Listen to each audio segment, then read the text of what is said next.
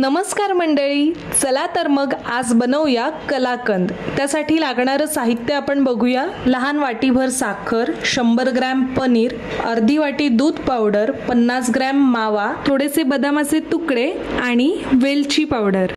सर्वात आधी आपण 2 चमचे तूप गरम करून घेणार आहोत। त्यानंतर आपण त्यात दूध पावडर आणि थोडंसं पाणी घालणार आहोत।